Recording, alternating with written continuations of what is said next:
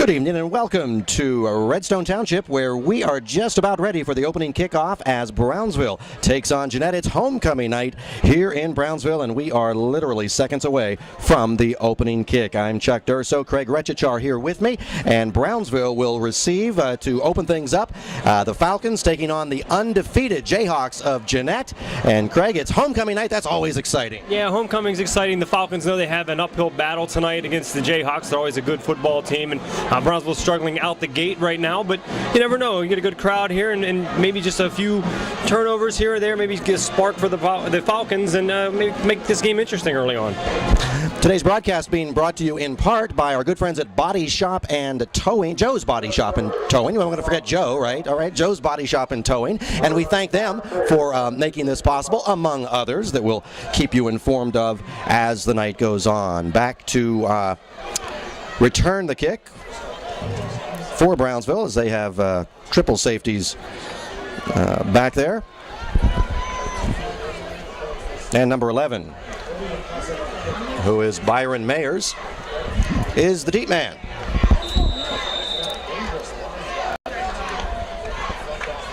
Seth Miller puts the boot into it. Mayers will take it at the 3-yard line. Up the middle, tries to come around to the left side. Breaks one tackle, can't quite turn the corner. He's thrown out of bounds at the 19-yard line, kind of tossed out of bounds by the man on the coverage there. But we do see a flag after the play. So right away, Craig, it looks like they're going to add 15 yards, and Brownsville will get pretty decent field position. And it's nice because I've been to the last couple of games, and very rarely have they had good starting field position, so this is a good sign for the Falcons. Falcons come into this game 0-3 on the season, and it's been a tough start for Brownsville. They have scored 13 points so far in their 3 games, as they've lost to Burrell here on their home field 41-7, and then they lost at York in their conference opener 41-6. 1 week ago they were shut out by Waynesburg 21-0. A score on the first possession would certainly be a great way to try to reverse that, so we'll see what they can do as they come out from the 35-yard line, 1st and 10. Trey Durkin is the quarterback as they run the spread, and the handoff, and immediately hit was Mayers, the kick returner, and he is hit in the backfield, and he'll be dropped for a 1, perhaps 2-yard loss.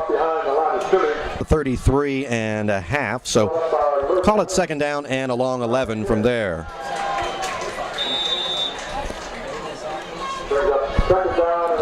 Brandon DiCarlo bringing the play in from the sideline.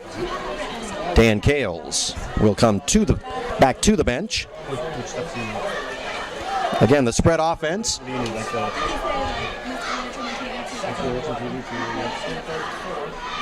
And again, a handoff. Mayer looking for room off right tackle.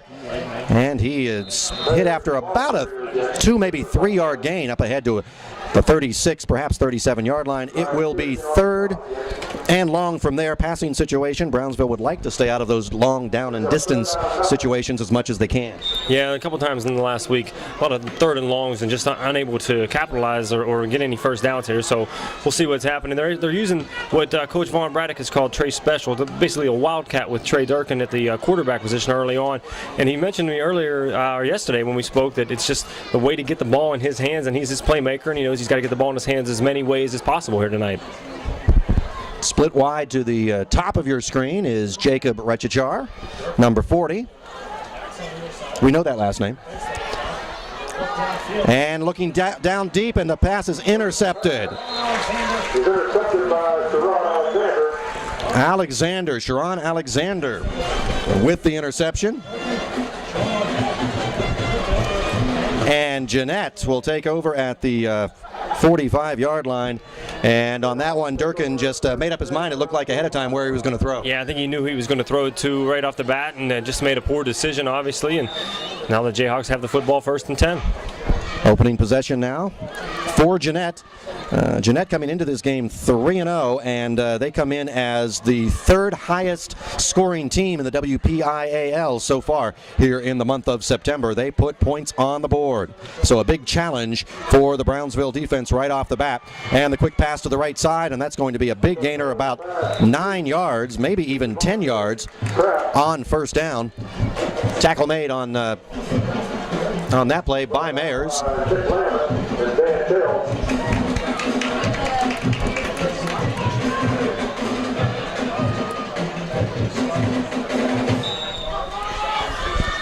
It's going to be second down and inches. Jeanette also in the spread. And some movement. And our first penalty of the evening will go against the Falcons, and that will be an automatic first down for Jeanette. Offside penalty against the Falcons. Jayhawks also run the spread. But Craig, to be honest, pretty much everybody does these days. Yeah, you don't see much power eye, double tight anymore. Everything's in the spread, and that's just the way the game has changed. Everybody wants to get the ball in their playmaker's hand, and this offense is the way to do it. Any high school, any college, and if anybody watched the Thursday night game last night, even in the NFL these days with guys like Cam Newton and RG3. Big hole up the middle, and this one is going to go a long way. Nice cutback at the 10, 5, and a Jeanette touchdown. Jordan Edmonds goes 40 yards on the second play from scrimmage for the Jayhawks. And we've seen a lot of that this year from Jeanette. Yeah, they're a very good football team. They're able to put a lot of points on the board and put points on the board in a hurry like we saw tonight. 48, 50, and 45. That's how many they've scored so far this year in their 3 games. One common opponent, by the way. Both teams have played York. Jeanette winning 45-13. York defeated Brownsville 41-6. Not able to handle the snap, however, on the extra point, and an immediate tackle is made right there by Marcellus Grooms, and so there's a little glimmer of hope for the Falcons as Jeanette unsuccessful on the extra point with 9 minutes and 28 seconds remaining in the first period. The score is Jeanette 6 and Brownsville 0. Welcome back. 9.5 minutes remaining here in the first period. Jeanette with a quick touchdown on a 40-yard touchdown run. Extra point no good. And Brownsville will now get their second possession, down 3-0. Brownsville High School football being brought to you this evening. We want to thank our good friends, Dr. Philip J. Savini, the superintendent, as well as Principal Justin Delarose and Athletic Director Scooter Roebuck for allowing us to be here to bring you this game. And once again on the return is Mayers, and a nice return up the middle as he struggles across the 30 and down near the 35-yard line. So again, good field position for the Falcons. Yeah, it would be nice to see Brownsville take advantage of this time around. No 3 and outs. Move the ball a little bit, get some guys some confidence here tonight. Going to start right where they started the last possession. That one didn't work out quite so well. On a 3rd and long, an interception was thrown by quarterback Durbin. Let's see what they can do this time. First down, when you are a heavy underdog, the way Brownsville is in this game, first down becomes a very important down. You want to try to win first down, get yourself into manageable situations, shorter yardage situations on 2nd and 3rd down. Mayer in motion. He'll take the handoff, and he is wrapped up and dropped immediately. That tackle made by Jordan Edmonds, who just had the long touchdown run. Edmonds, big on offense, big on defense, a 5-yard loss. He was in there in a hurry too, Chuck. That wasn't. That was a good read by that young man coming from the outside there. That play never had a chance to develop at all. So right away into another long down and distance situation as checking back into the game is DiCarlo now with the play. Kales comes out.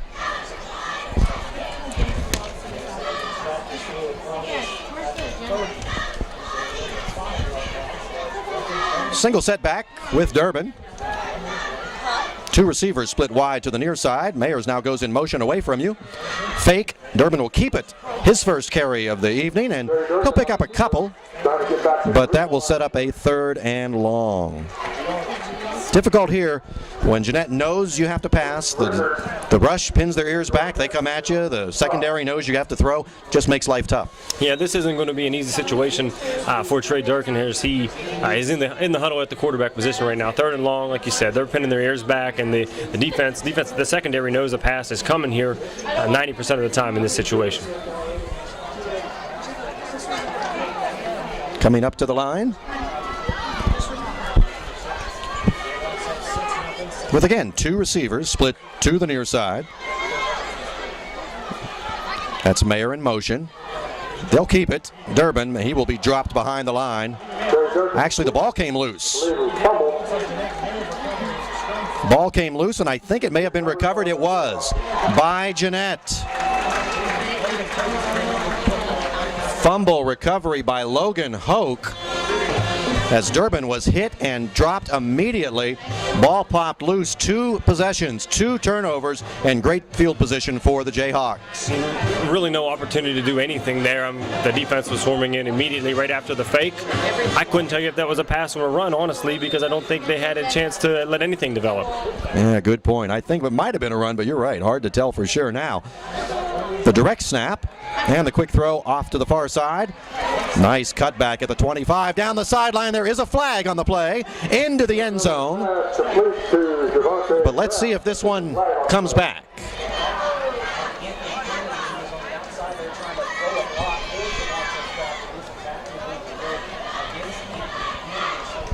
I think that was Quentin Ricard, but I'm not certain.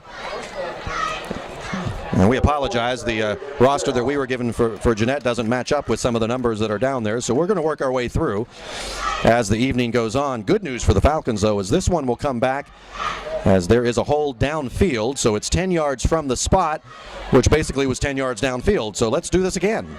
1st down, and this time 10 and a half. The remaining 1st down.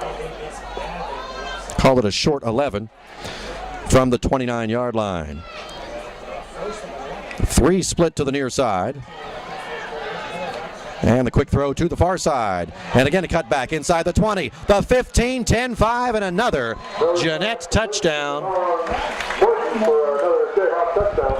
Damon Morton took that pass. One quick move, and he was down the sideline. You know, these guys are pretty athletic wide receivers, but I want to give credit to the quarterback this time because he's getting the ball out of his hands so quickly and allowing these guys to catch the ball, get turned upfield, and make one guy miss, and then that play, it was off to the races. One thing Brownsville might want to think about doing is coming up and playing those receivers a little tighter. The danger with that is then you just shift gears and fly by them and go deep. They're going to go for 2 here since the snap was mishandled on the first point after attempt. 2-point attempt thrown out into the flats, breaking 1 tackle. This was the touchdown scorer from a few moments earlier, Edmonds, but he is tackled and stopped short of the goal line. 7 minutes, 10 seconds remaining here in the first period. The score is Jeanette 12 and Brownsville 0. Chuck Durso and Craig Retchichar with you. Brownsville trailing 12-0, less than midway through the first period, about to get the ball for the 3rd time here in this first quarter. We want to thank Mrs. Gulich and the TV crew for helping us to be able to bring you this broadcast, and we hope you're enjoying it, and we thank her for her cooperation, as well as everybody here at Brownsville High School for making this possible. Good to have you with us. Now let's see if we can get something going here for the black and gold. Here comes the kick. And this is a short kick. And this will be taken by the up man. Up ahead to the 30, the 35. And perhaps the 36-yard line. That was Raekwon Stevenson. And, well, guess what, Greg? They'll start at the 35. It seems to be a common theme here tonight. Hopefully they have a little bit better offensive set here with 7 minutes to play in the first. If we have any more kickoffs, let's just forget, let's not go through all the trouble. Let's just spot the ball at the 35, let them start the possession. It'll be much quicker that way. 3 possessions, they've started every one from the 35-yard line. First time it was after a 15-yard personal foul penalty added on to the return. The next 2 returns were brought back to the 35. We have a change at the quarterback position, but first it's the fullback. With the handoff, Shane Roebuck. Plunge up the middle. He picks up good yardage. Now that's what they need to do, although he didn't get as far as I thought, actually. I thought he had about 4 or 5 yards. They'll spot that at the 38. It will be 2nd down and 7. Brandon DiCarlo now into the game, number 4 at quarterback. He's a 6'2 senior, goes 190. As we get a change at the quarterback position for the 3rd possession of the game. Trey Durkin, who was playing quarterback, now is split wide to the far side. And the give to Mayer at the tailback position. Straight up the middle. He'll pick up 2 yards to the 40. And that sets up 3rd and 5. Not the perfect situation, but better than where they've been. Yeah, a lot more manageable at 3rd and 5 than 3rd and 9 like last possession. And they're coming off the ball fairly well here on the offensive line. Good run on 1st down allows you to have more options, I guess, on 2nd and 3rd down. And we'll see what the Falcons decide to do here with 3rd and 5. You just get the sense if they could just get 1 first down, maybe something a little positive, build a little momentum, build off of that, keep that ball out of Jeanette's hands offensively. That's certainly important. Durkin split wide to the right. 3rd and 5. They'll run. Here's Mayer looking for room off the right side. Struggling forward, but he'll be stopped 2 yards shy. Good effort. But it will be 4th and 2, and you would think that Brownsville is going to have to kick it away.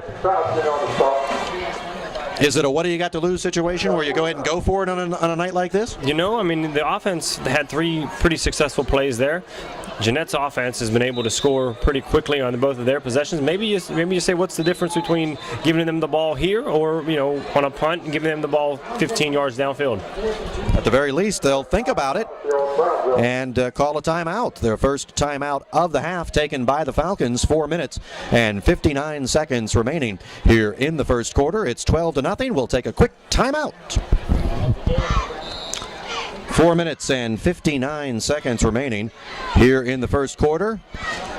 Be an offensive coordinator, Craig. What are you doing here, run or pass? You know what? The way they've been running the ball, I wouldn't be shocked to see a run here.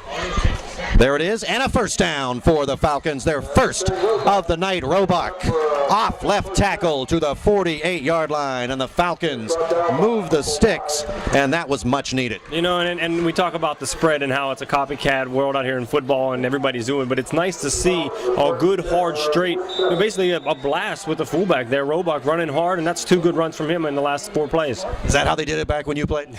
Back in the Stone Age, yes, that's what we did. Stone Age. Look at you. You're a baby face compared to me. You're talking Stone Age. First down and 10 now for the Falcons. Let's see if they can put together an offensive possession here. First down doesn't work at all as Roebuck is smacked and driven back. I thought he had more forward progress than that. I thought it was about a 1-yard loss. They're going to mark that as a 3-yard loss all the way back to the 45-yard line. Craig, of course, played for Brownsville. How far back are we going, Craig? The 99th season. I graduated in 2000. Quarterback? Yeah, played quarterback. We had some pretty good teams back then. When I was a sophomore, the team went to Three River Stadium, so I didn't play much that year, so I can't take any credit, but it was fun to be along on for that ride. That was a good time. And I remember it well. That was before I started doing games on television, a couple years before that, but I was a reporter for the Herald Standard newspaper that season, covered many of your games here in Redstone Township that season. What a remarkable year it was. Now, look out, and getting away, and now I think that's going to be a pass. It looked like the arm was moving forward. It was.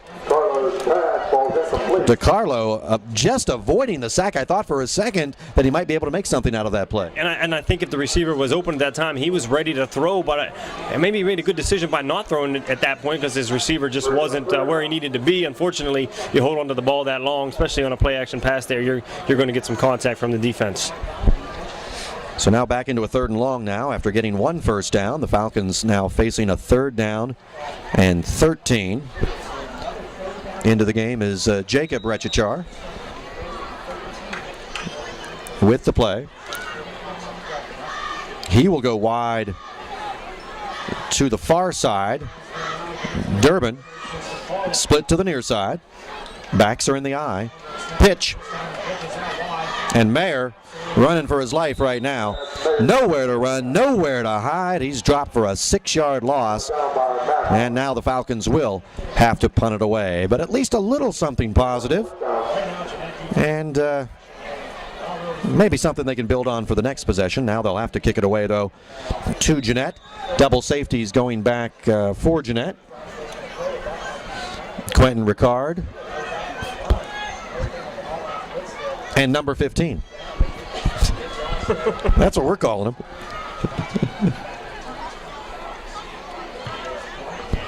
End over end punt. Will hit it about the 34. Big high bounce. Ricard goes right, now goes left. Room down the sideline, cuts back, keeps his balance, and now it's a foot race, and they're not going to get him. 66 yards for another Jayhawk touchdown.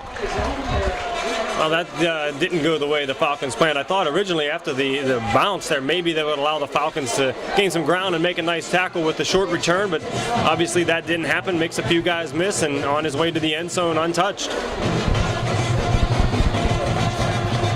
This first quarter going exactly the way Falcon fans hoped it would not, but feared perhaps that it might, with one of the top teams in the WPIAL, and not just this year, but for quite a few number of years now. Yeah, there's been a lot of good players that come through the Jeanette program, and like you said, this is not a one-time deal with these guys. They've been here and they've done this for a long, long time.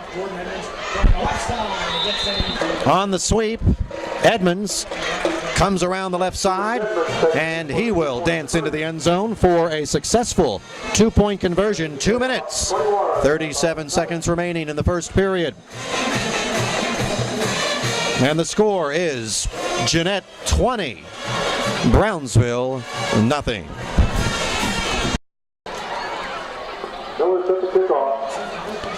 Back to action as the Falcons get ready to take possession once again as we get yet another Jeanette kickoff. Falcons trail by 20. Mayer from the 4.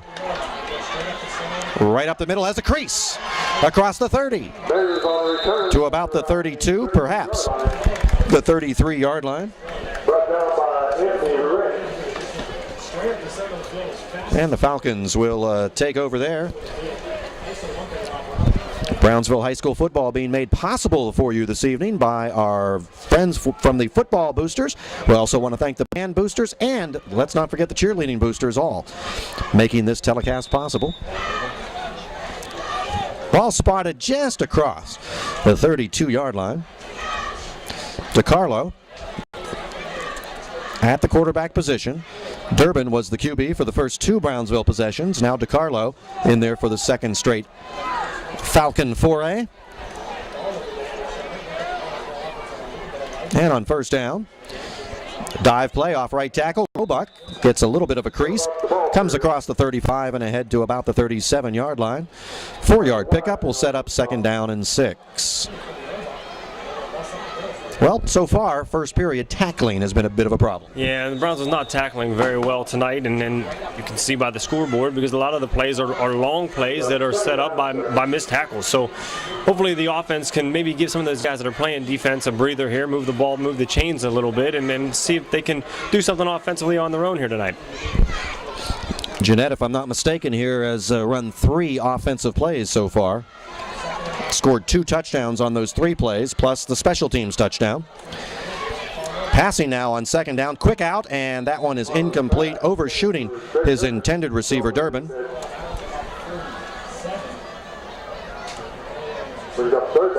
It will be third down and 6. Minute and a half remaining here in the first period. It has been all Jayhawks.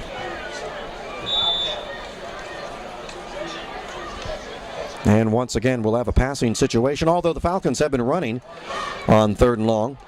They did throw on their first 3rd and long and threw an interception, and a little gun shy since then. In fact, that was only the second pass attempted, first one since the pick. And there's a dive play off right tackle, and will be stopped well short. Raekwon Stevenson, junior running back. stopped after maybe a yard. Good for about a yard. Punting situation now for the Falcons. Like Logan Hope and Johnny Yunker has been on the stop. Tyler Brumley in for the punt. High snap. Just gets that kick away. Nice kick ahead to the 35-yard line. And this time, nothing on the return. Up ahead to about the 38-yard line. That's where Jeanette will take over with 1:16 remaining here in the first period. And now the Falcons, they need to make a statement here defensively. Yeah, they need to tackle a little bit better, and they did a nice job there containing the punt returner on that particular punt. Nice job keeping him. He might have gained, 2-3 yards there, and not much, and they need to do that. They need to tackle a little bit better right here, starting with first down.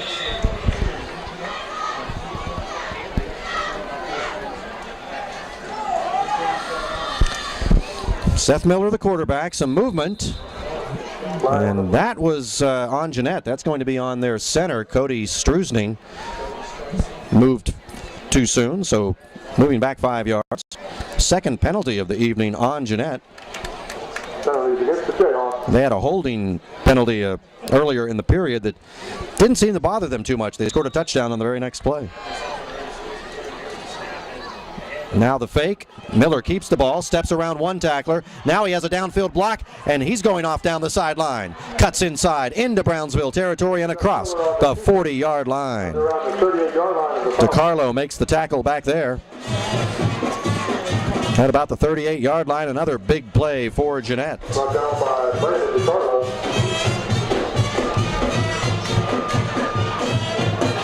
Little misdirection as they fake one way. Miller kept it around the end. Ball spotted at the 37-yard line. Jayhawk first down there. As we approach the final minute of the first period, clock was not running there for some reason. And broken tackles. And a race to the flag. Cuts back. And a touchdown. Anthony Kennedy.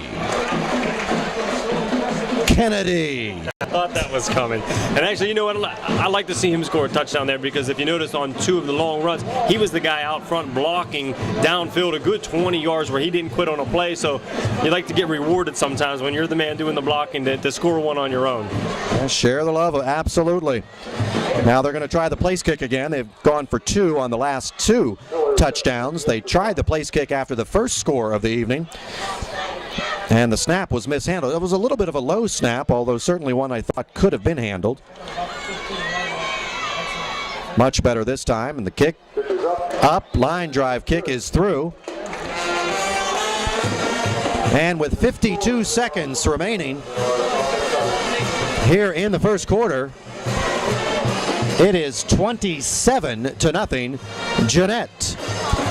High school football at Brownsville High School is being brought to you by the Young Men's Club of Bridgeport, also Dearth Funeral Home, London's Flower Shop, and the Bowman Real Estate Agency, among others. We want to thank all of them for helping to make this possible. Of the first quarter. Final minute. 27-0.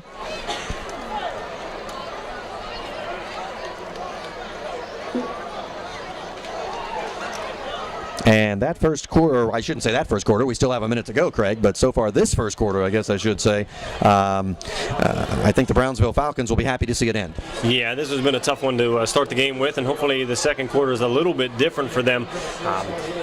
You have to tackle better on defense, for one thing. And then offensively, you've seen a couple plays that went for some positive yardage. You just need to string a few of those together, move the chains. They have yet to do that here tonight in the first quarter. The field has certainly been tilted. Maybe that's the problem. Once we change directions, things might get better. Now Mayer bounces right off of his pads. A little volleyball action. That will not be a touchdown. You can't return it, but you can recover it. And Jeanette will have the ball at the 12-yard line, and Well, like we said, first quarter's not over yet. Jeanette will have a chance to score again. He's down to where he touched it.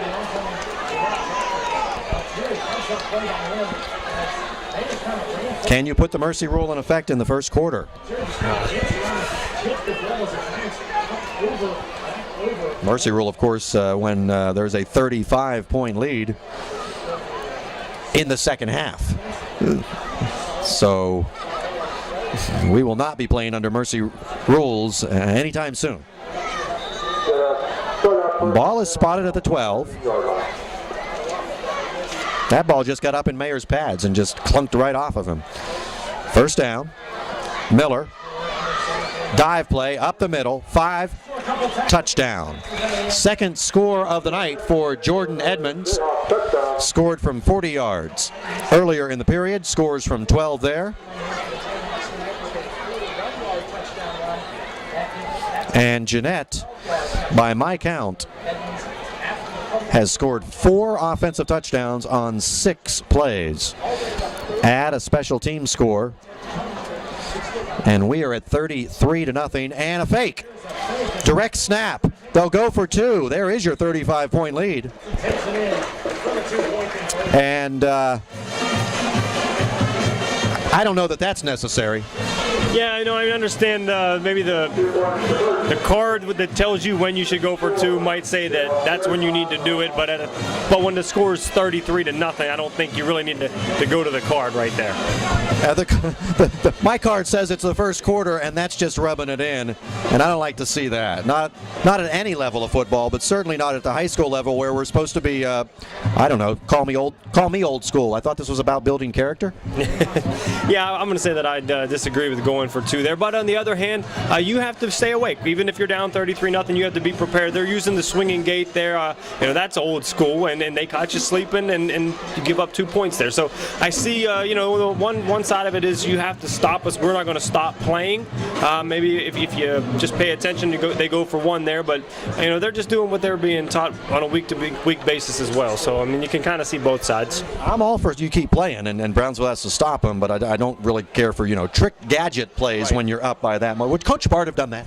No, it depends who he was playing against, maybe. I love the honesty, Craig. That's you are exactly right. It depends on who you were playing. If it was against Beth Center, he might have just for old time's sake, right?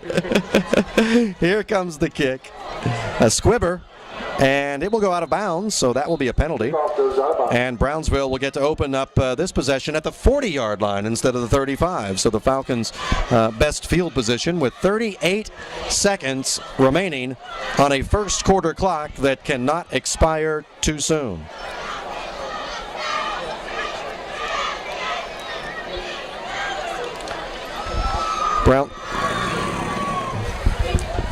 We want to thank attorney Joseph George, as well as Mitchell's Cafe and the Brownsville Telegraph. All of the above are helping to make this broadcast possible.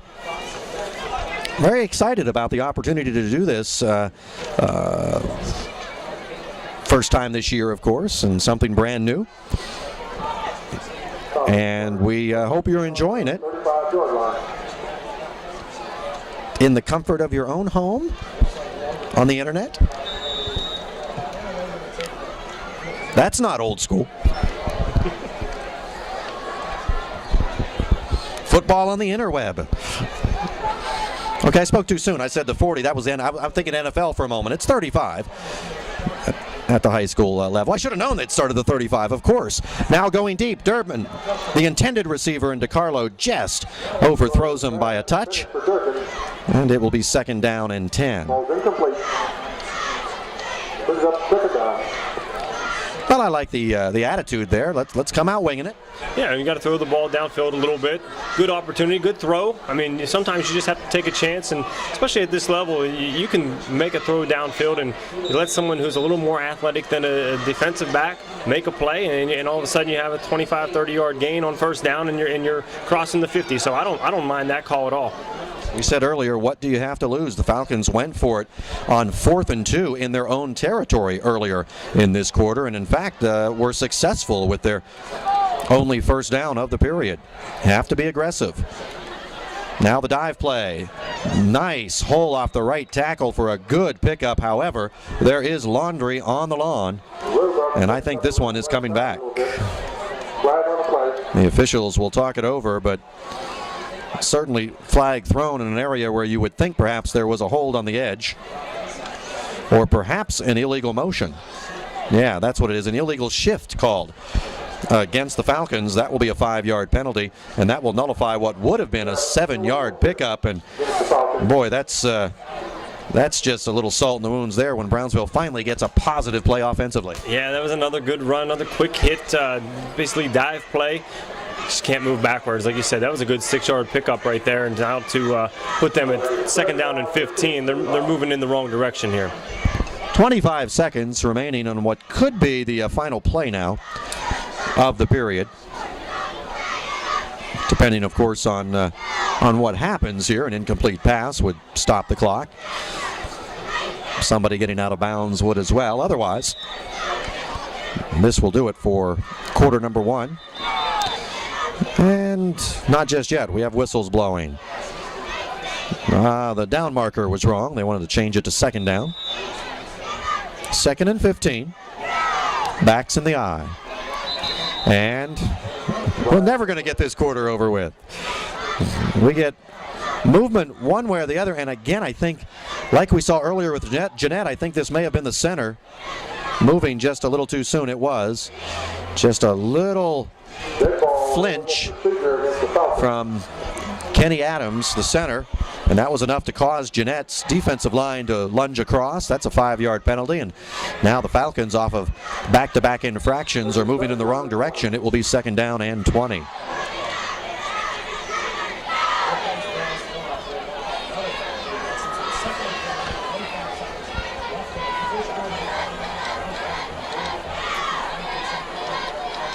Give to the tailback.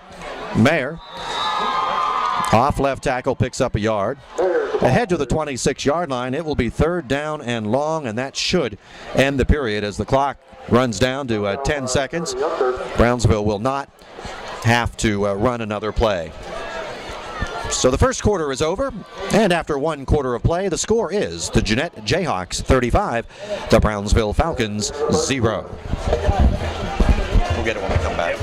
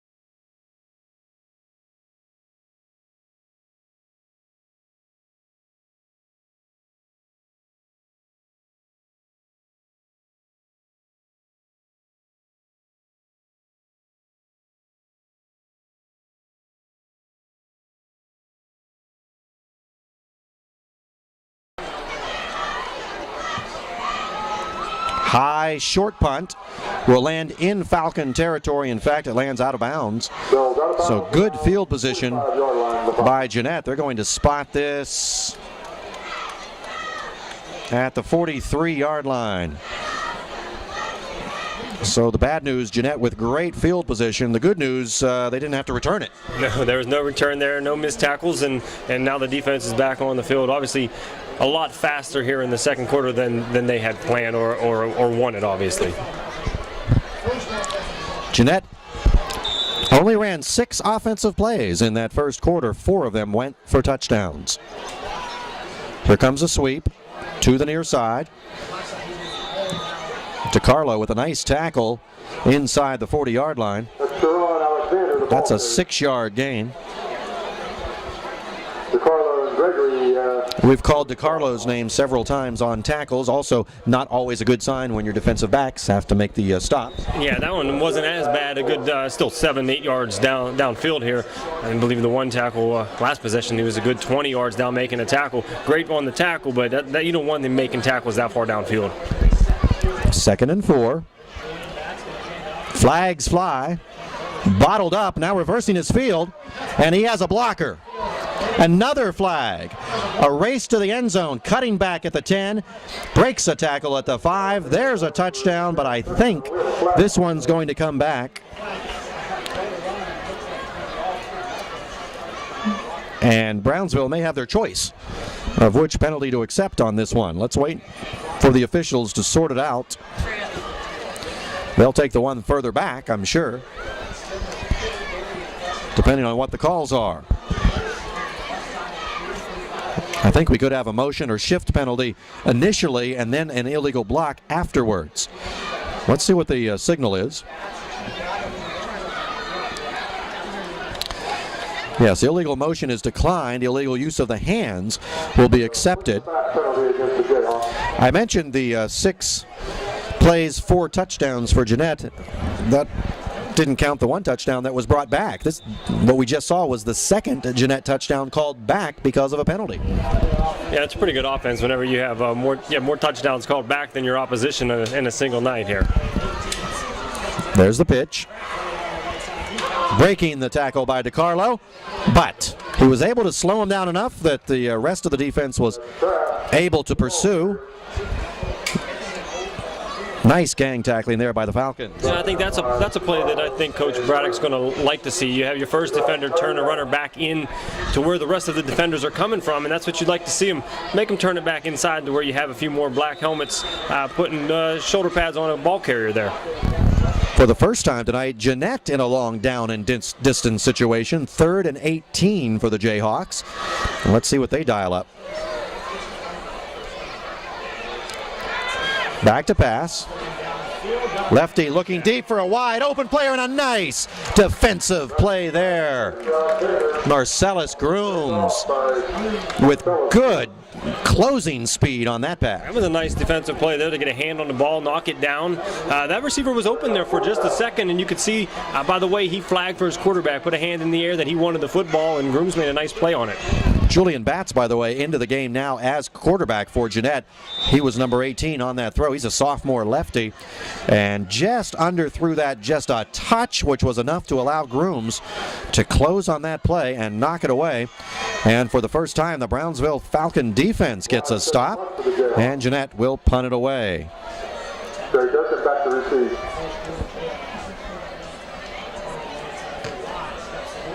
Line drive punt will hit at around the 25, and step away from it, young man. Step away from it. Not good field position for the Falcons, but still better than disaster if you try to make a play there. Yeah, that's a good stop on defense. So you're at least getting the football back here with about 10 minutes to play in the second quarter. Dynamic Tile and Marble among those helping to make this broadcast possible, as well as Jerry's Catering Service. We also want to thank MGM Printing and Thomas Pro Turf Industries. You're watching Brownsville High School football, 9 minutes and 58 seconds remaining. Here in the first half, Jeanette with a 35-0 lead over the Falcons, and not getting any easier for Brownsville as they will open up this possession at their own 7-yard line.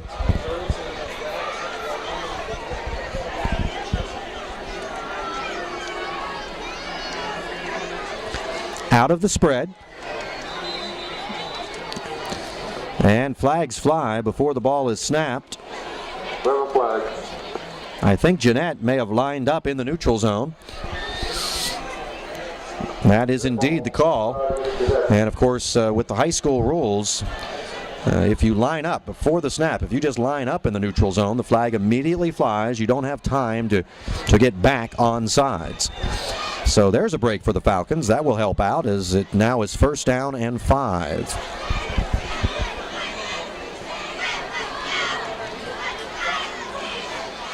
Durbin back at quarterback, out of the spread.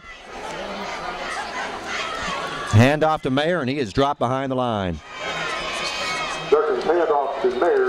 They've tried that a few times and hasn't fooled Jeanette yet. And 5 yards they picked up on the penalty, lost on that play. That'll set up 2nd and 10, maybe 11. Yeah, this might be a good time to put the ball in the air. The way the Jeanette's defense is, they're lining up in a man defense. Their safety is only about 6 or 7 yards off the ball, right in the middle of the field. So the split end to the left side here, because they're going slot to the right. On the far side there, you have one-on-one coverage. It would be a nice opportunity to see if you can get a guy deep here with the one-on-one to the outside. Well, if they're going to dare you to do it, you might as well give it a shot and see if it'll work. Ball spotted at the 6.5, so it is 2nd down and a long 10. Durbin has to be careful here if he does drop back. He keeps the ball, tries to get around the right end, can't do it. He's dropped inside the 5, down at about the 3-yard line.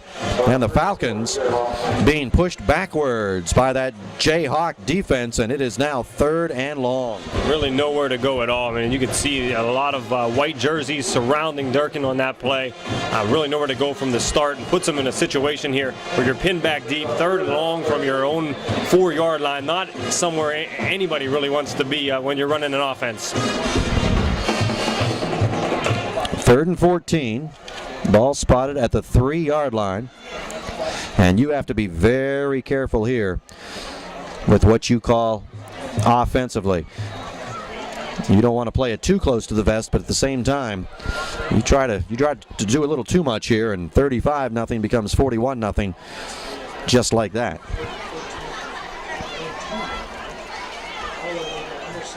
DeCarlo now back in the game at quarterback. They'll try the quick kick. Just trying to get the ball out of there, and they get a nice roll. They get about 15, 16 yards out of the roll, and Jeanette will take over at the 42-yard line.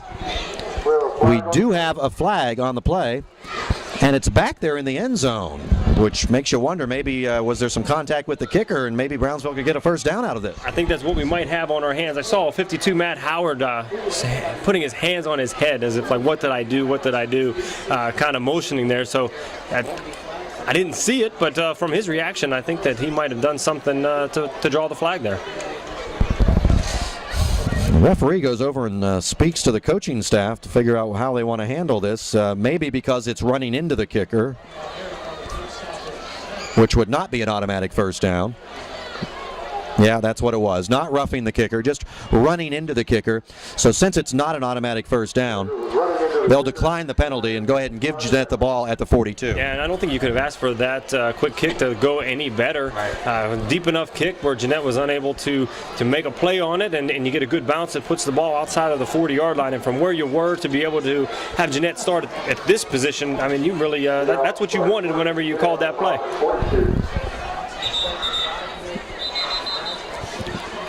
Whistles blow. Jeanette's head coach now wants a word with the referee. Wants to get everything straightened out here, and not sure what his question could possibly be.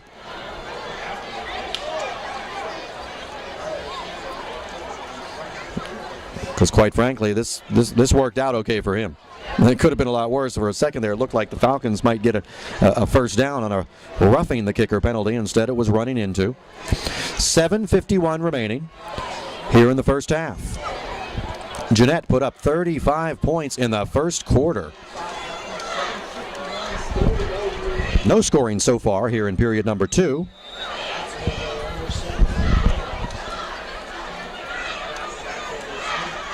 Dive play, big hole. Broken tackle inside the 34 and down to the 29-yard line. That's a 13-yard pickup. And another another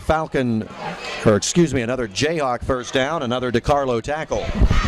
Again, another DeCarlo tackle, a good bit downfield, but at least he's getting in there to make these stops at 10 yards instead of 15 to 20 yards downfield. But Jeanette's offense looks really good, even with some of the backup guys in there right now, including the quarterback.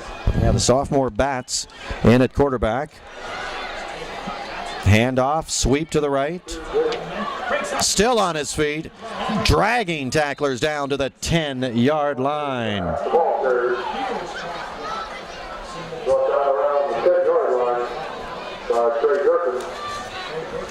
It will be first down and 10, Shavonte Kraft.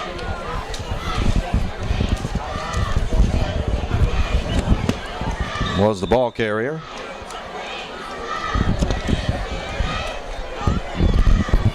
Ball spotted right at the 10, so it's first and goal. And Jeanette will have to go the full 10 yards here. Pitch. Broken tackle, touchdown.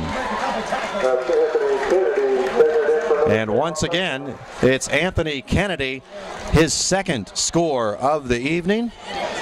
Jeanette, for the first time in this quarter, and the sixth time in this game, back on the board.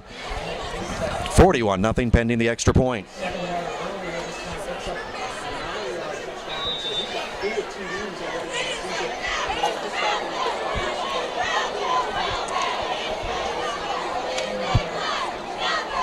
Here comes the kick attempt.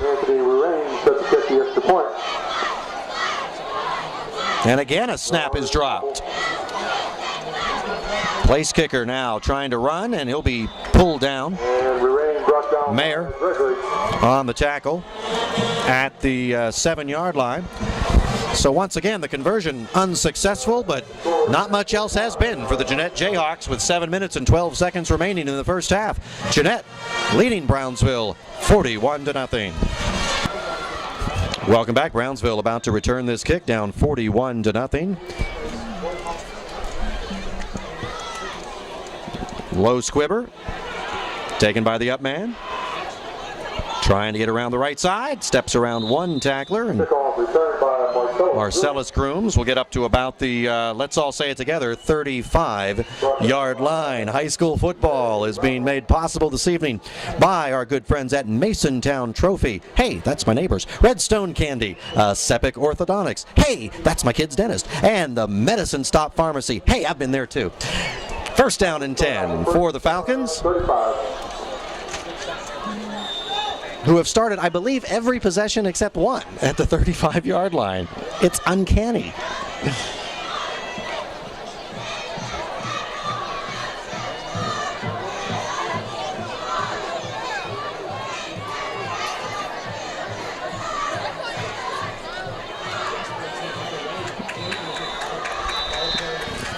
Straight ahead, Keyshawn Gregory, as Brownsville starts to go to some of their subs as well. Gregory, a sophomore, and he picks up a yard. Yeah, not a bad run there. I mean, trying to stay positive if you're Brownsville right now. You want to keep that clock moving a little bit, obviously, and you still want to be able to move the ball here. So you get a couple guys, some new looks or some different looks here, different formations, and maybe a different ball carry here before the end of the first half. Once we get into the second half, of course, the clock will be running nonstop except on touchdowns or timeouts, as the mercy rule will be in effect. But for now, we run on normal timing rules, and another dive play. And they'll lose the yard that they just picked up. We'll go back to 3rd and 10. I believe that was Gregory as well. It was. So passing situation now for the Falcons as we're midway through the second period.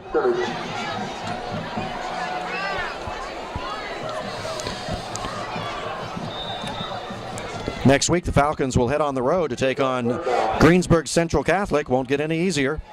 In fact, they'll be on the road the next 2 weeks. They have to go to Wash High to take on the Little Prexies. In 2 weeks, they're back home in 3 weeks to take on the Scotties from Southmoreland.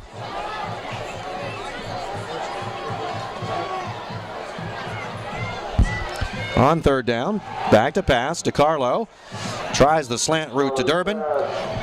Led him just a little bit too far, and that will set up another punting situation. Craig, it's hard to believe we're here in September, and as you look at the Brownsville schedule, there's only one more home game. No, I was taking a look at that over your shoulder there, and I heard rumblings that they only had one more home game. I just couldn't believe it.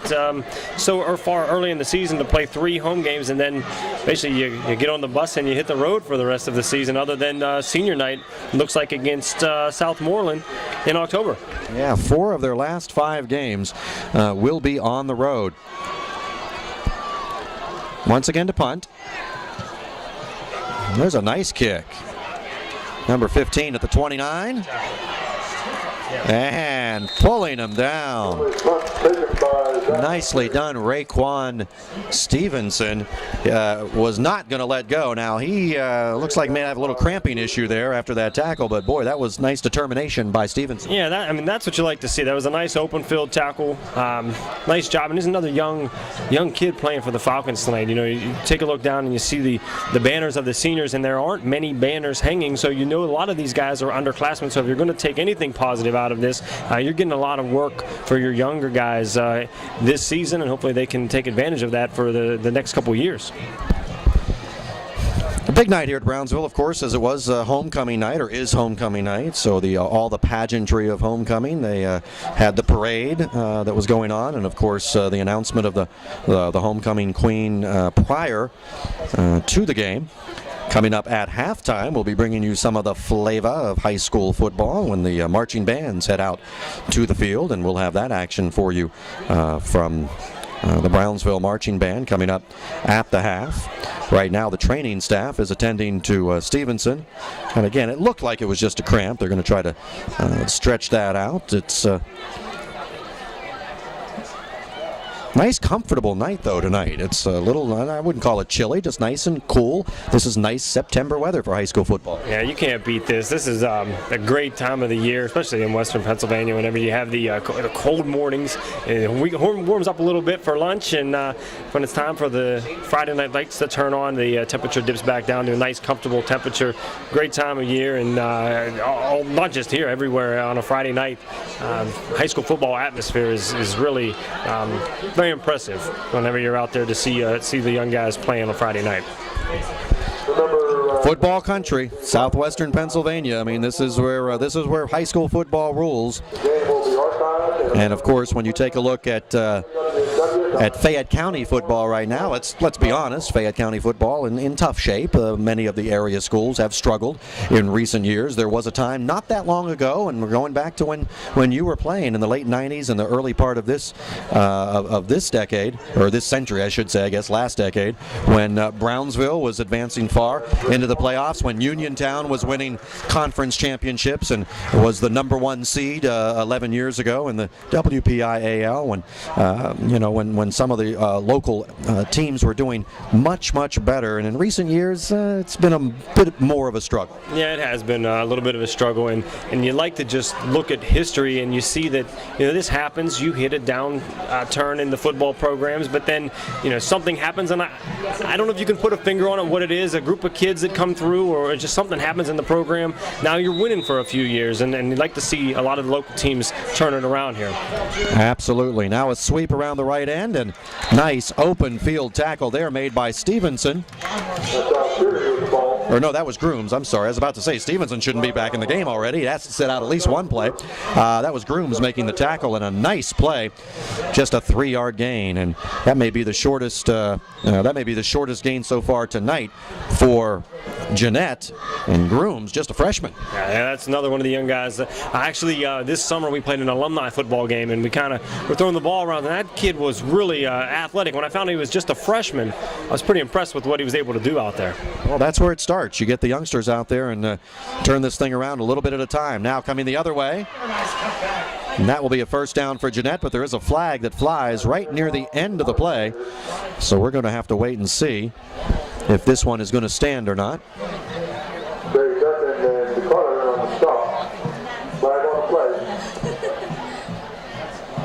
Sharon Alexander was on that carry. DeCarlo in on the tackle, and Bad news for the Falcons as we'll tack another 15 yards onto this one. Personal foul. I'm not sure that was on the tackle, I think, because the flag came all the way from the other side of the field. It might have been in the middle of a block somewhere on the other side. Yeah, it looked like maybe a D-back and a wide receiver, some late, after the play, kind of maybe hands to the face kind of thing, hands in your face mask there, because it wasn't anywhere near the ball, especially the flag wasn't at least. So I didn't see anything near the ball carrier at all. Well, tack 15 yards on, and Jeanette back into Falcon territory at the 41-yard line of Brownsville. 4:21 on a turning clock here in the first half. Here's a pitch, right side, big hole. Another flag flies. That's an 11-yard pickup. It will be another Jeanette first down if it stands. Brought down by Craig Durkin. Things starting to get a little sloppy out there now. A lot of penalties in this game. We're in week 4. We should be beyond a lot of that by now. You might want to change the battery. AG has the same problem. Oh, you ready? Okay. In 3, 2. We've got second down. Welcome back. We have 4:07 on a stopped clock here in the second period. Second down and 19, an incomplete pass just thrown by Jeanette as they had the penalty on first down that moved them back 9 yards. It was a hold from the spot, a spot foul, so set up a first and 19, then an incomplete pass. So now second and 19. Here comes the dive play, straight up the gut for about 4 yards. Tackle is made there by Nick Landman. Ricker was the ball carrier. Nick Landman. When did she get my phone? We've got third down. Third and long for the Jayhawks.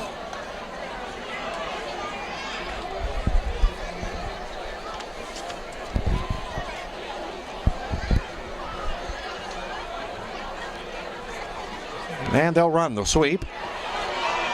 Trying to get around the edge, does. Still struggling, and that will be a first down and more.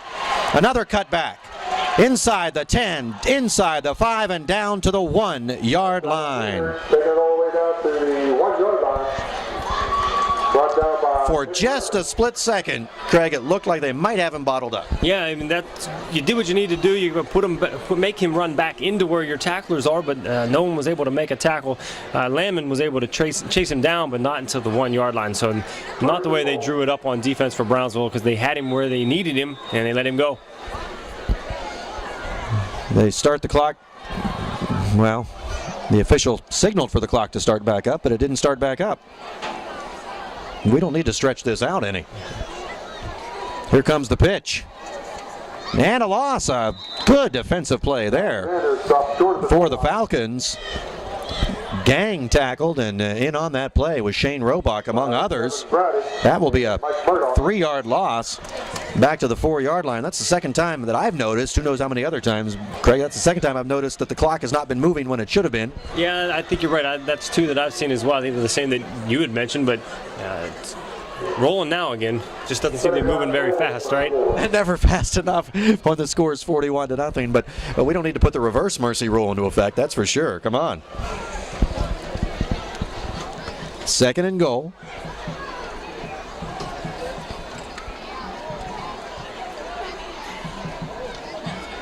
Sweep to the far side. Cutting inside and into the end zone for a touchdown. Brandon Krautz, a 6-foot senior, into the end zone for the first time this evening. And Jeanette with 47 on the scoreboard. 2:22 remaining here in the first half, and here comes the point after attempt.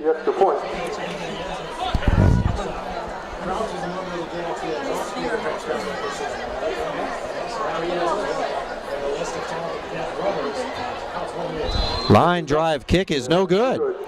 Wide to the left. 2:22 remaining in the first half. It's Jeanette 47, Brownsville nothing.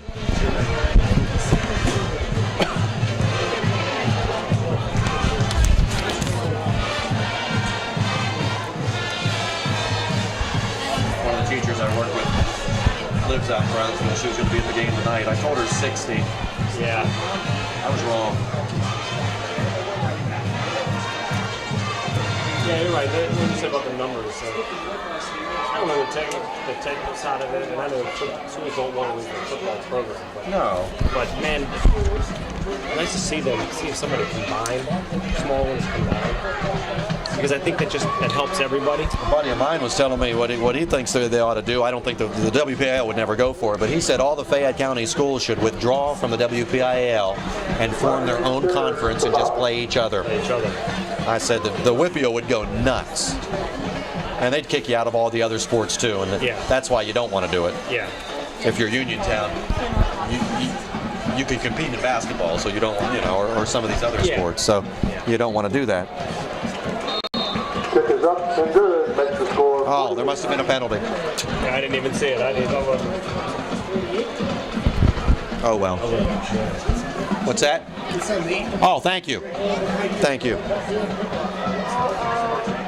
Yeah, basketball, you need to beat that. But. Yeah, well, you only need 5 people. Yeah, and if you're a decent kid and you can play, like the Landon kid made 1 tackle today. He's probably the best defensive player. He made 1 tackle. The block will hit, but right. you have 6-minute randoms because you're pulling from Brownsville and California. Yeah, exactly. Do every play. Well, welcome back. Our apologies, but there was a penalty on that missed extra point a few moments ago, and Jeanette had the chance while we were away to retry the kick, and of course it went through. So now it's 48-0 with 2:22 remaining here in the first half.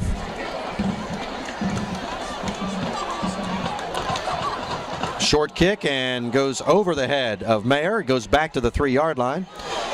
And now no blockers, and down at the 10.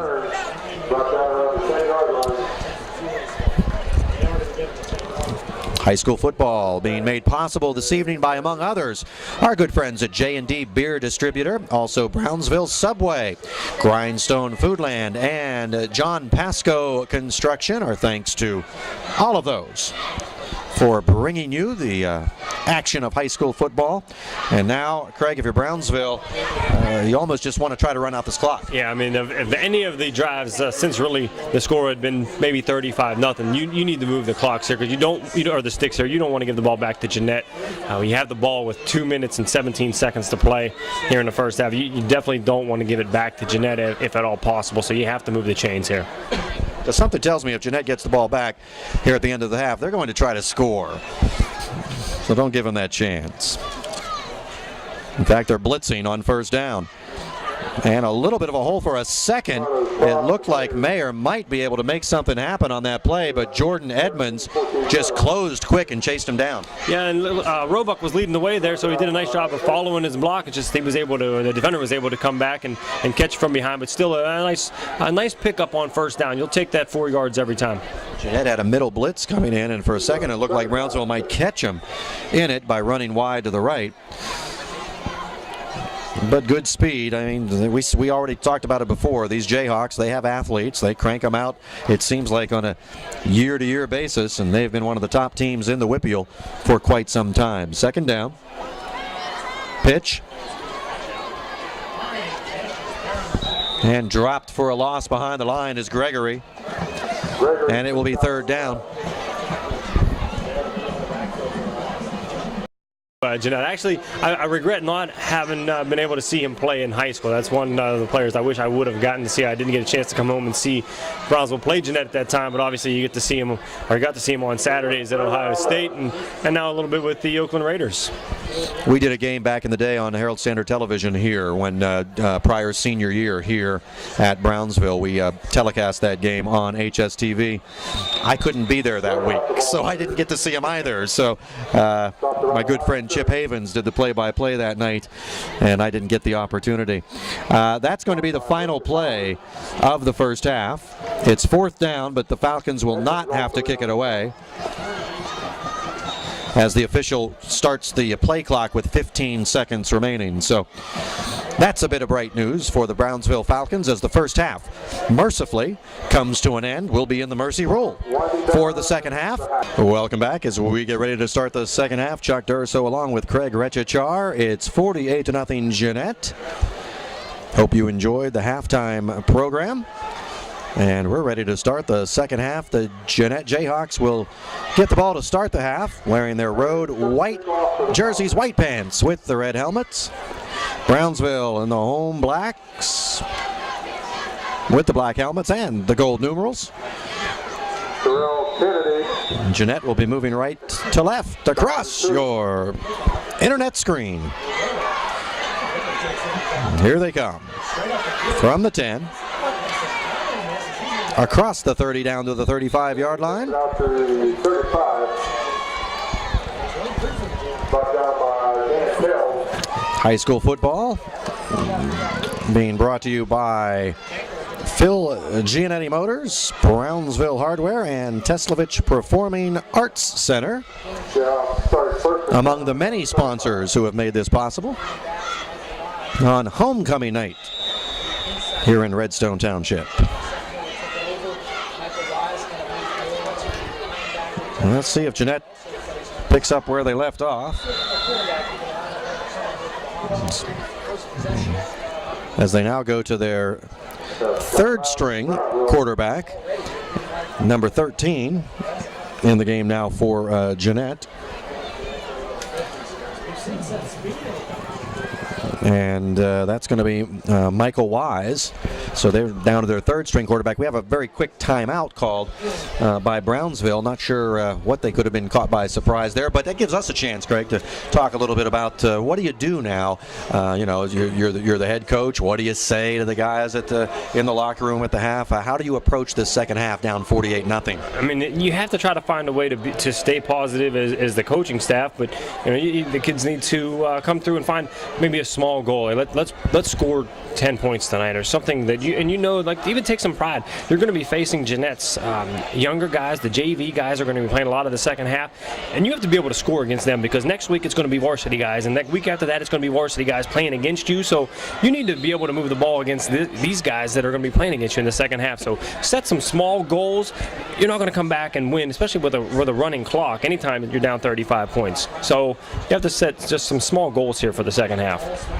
They used to say in a situation like this, just try to win the quarter. I think if you're Brownsville, just try to win the next 3 minutes, then try to win the 3 minutes after that, and just go from there. Off right tackle for about a 5-yard pickup.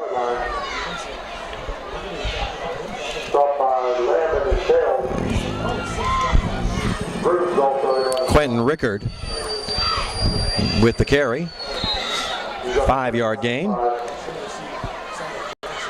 Second down and 5. Again, it is the mercy rule now with a lead of over 35 points in the second half, so the clock will not stop except for timeouts and any touchdowns, or any scores, we should say. Sweep around the right side. A flag flies. First down for Jeannette. This may come back, though, as a penalty flag is thrown in an area where you think it's probably going to be a hold on the edge. In fact, the official already making the signal, and that's what it will be. So that will come back. We mentioned it is homecoming night, and we certainly want to congratulate Alexa Mapstone, who was named the homecoming queen prior to kickoff tonight. And what a rendition of, I don't know what you call the song. There she is, Miss Brownsville Area. Yeah, Miss Brownsville Area. I guess that would be the title. They've been singing it for a long time here, so got to keep with tradition. That was a student who did the singing, I take it? Yes, he was. And I think it's pretty much a student every year that sings it. I would never have been able to do that. Even if I wasn't down there on the field, you wouldn't have caught me singing. Well, he sounded like Harry Connick Jr. I mean, he sounded pretty good. These girls over here doing the videotaping are looking at me like, who's Harry Connick Jr.? Quit making me feel old, ladies. There'll be none of that staring at me like that. Ball spotted now at the 35-yard line, where it's 3rd and 10. That penalty certainly helping out the Falcon cause now. Let's see if they can get a 3 and out and get a quick possession here in the third quarter.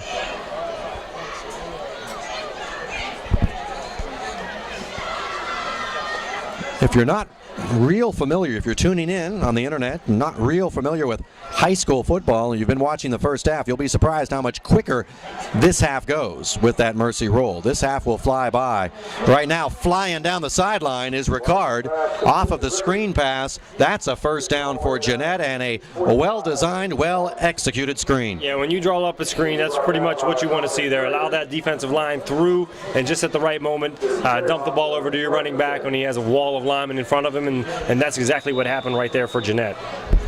Ball spotted at the 43-yard line, so Jeanette now moves into Brownsville territory for the first time in this half. And we have a player down, a Jeanette player sitting down. That was unusual. We get an official's timeout as he just ran out to the huddle and suddenly took a seat. But he's just kind of chilling. Yeah, that's kind of odd. I mean, I'm not laughing like with him being down, obviously, but it was just an odd scene as he was kind of gesturing towards his teammates and yelling something in their direction just as he sat down. I think he might even have been gesturing for the official to blow a whistle so that his coach could come out and get him, but it doesn't seem to be that he's hobbling at all coming off the field here. I think he just wanted a little camera time. That's what it was. He wants to get on camera there. That's number 66. And, well, if he wants camera time, let's mention his name. That's obviously what he wants. Such an unusual name, Chris Smith. Don't run into Chris Smiths very often. I don't know. It wasn't a cramp. Yeah, not a cramp. By the way he got up and the way I'm trying to watch him here on the sideline to see what they look at when the training staff gets a hold of him, but I couldn't see anything wrong with him. He sat down like it was, I'm going to take my ball and go home. He just sat down and pouted for a little bit, and then he came off the field.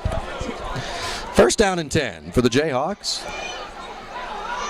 Here comes the sweep. Near side. Cutting back. Ahead to the 30-yard line.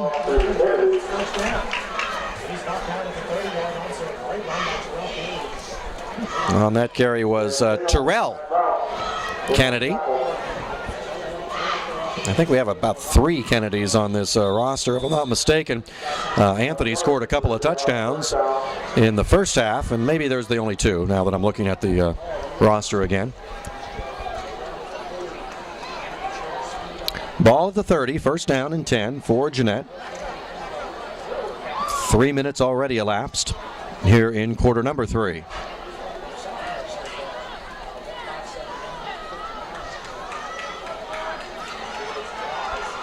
Sweep, another flag flies inside the 20 and another flag, and that could be 2 separate penalties, but it looks like this one might come back.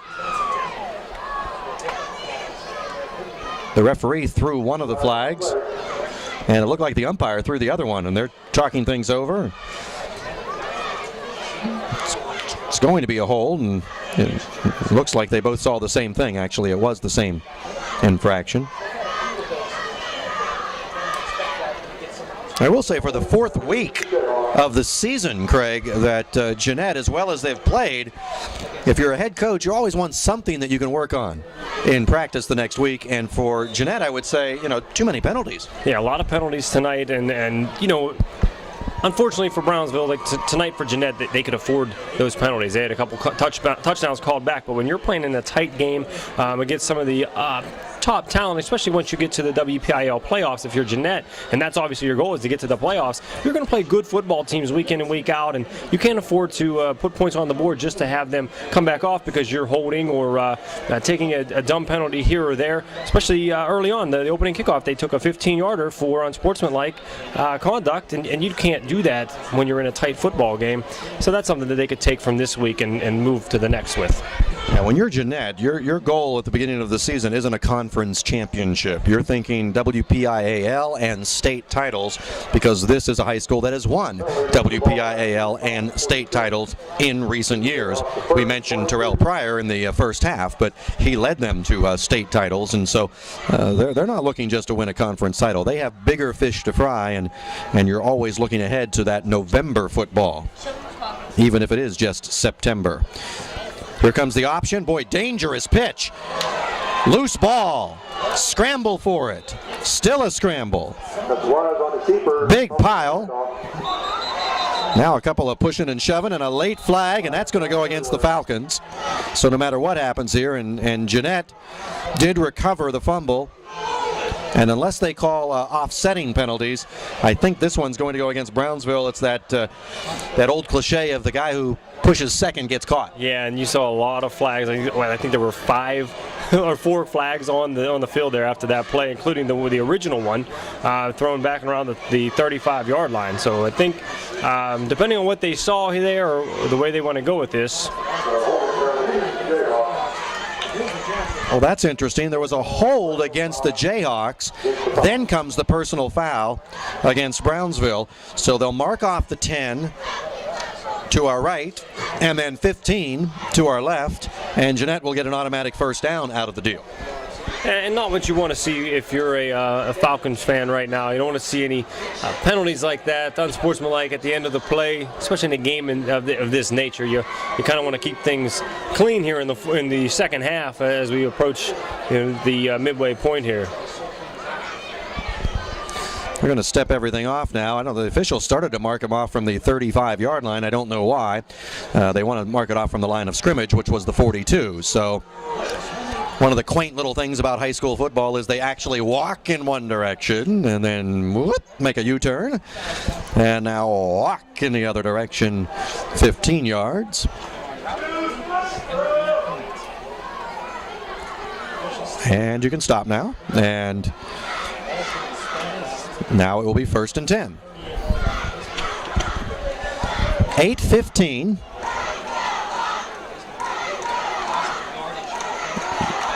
They stopped the clock while they worked out all that with the penalties, but now they'll start it again. They'll start it again. There we go. Number 23 takes it for the Jayhawks. Now, they didn't call an automatic 1st and 10. That surprises me because I thought a personal foul would be 1st and 10. It was first down because this all happened with first down, but there had been the previous penalty on the play before that with Jeanette, and so it wasn't 1st and 10, it was 1st and 18.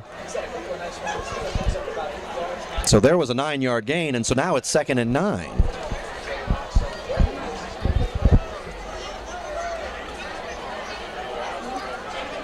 And by the way, they didn't start the clock until the ball was snapped, even though the official signaled for it to start.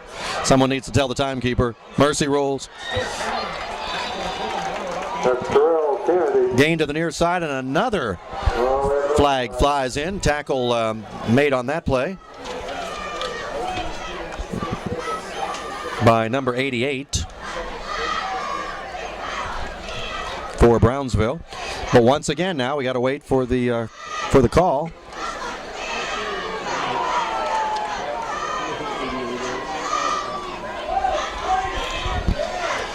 This one will be against Jeanette. Pushing it back against the Jayhawks. Well, I haven't done high school football now in 2 years. It's been 2 seasons that I have not done high school football since Herald Standard Television went off the air. I don't know if things have changed or not, but they're stopping the clock during these penalty walk-offs, which, as I remember, under mercy rule, you didn't stop the clock just because there was a penalty. You kept it running. Mike Murdoch.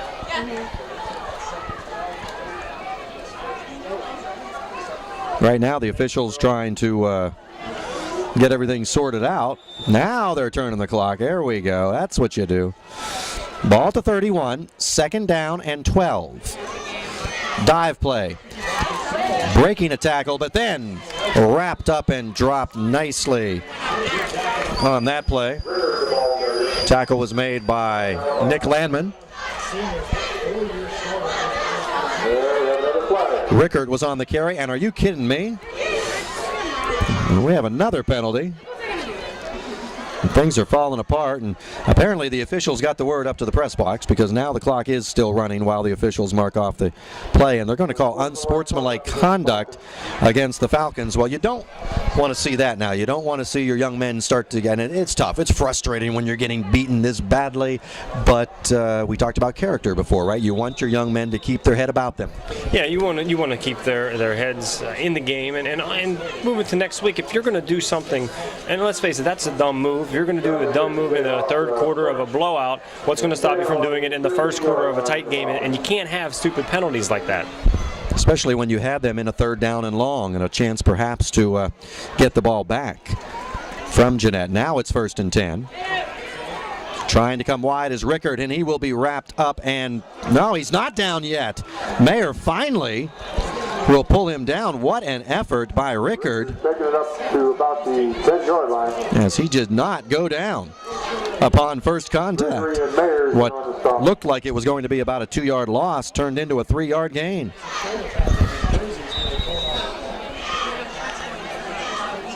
Second down and 7 from the 12-yard line. No scoring yet here in the second half. We are more than halfway through the period. 5:12 on a turning clock.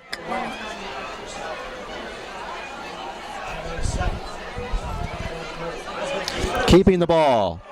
One man to beat. Mayer is able to wrestle the quarterback out of bounds at the 4-yard line. And again, that was the third string quarterback for Jeanette, who again is Michael Wise in the game, number 13. Ball is spotted right at the 5. It'll be 1st and goal on the 5. It is a first down. That's where they needed to get to for the first down, and they did. So 1st and goal now for the Jayhawks with 4:30 left here in the third period.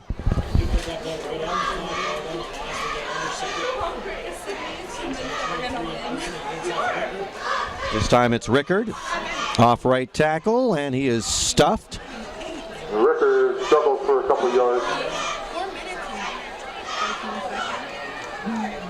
Marcellus Grooms. Looked like Grooms was in on the tackle there for the Falcons, among others. Grooms leading the way. Ball spotted at the 4, 2nd and goal there.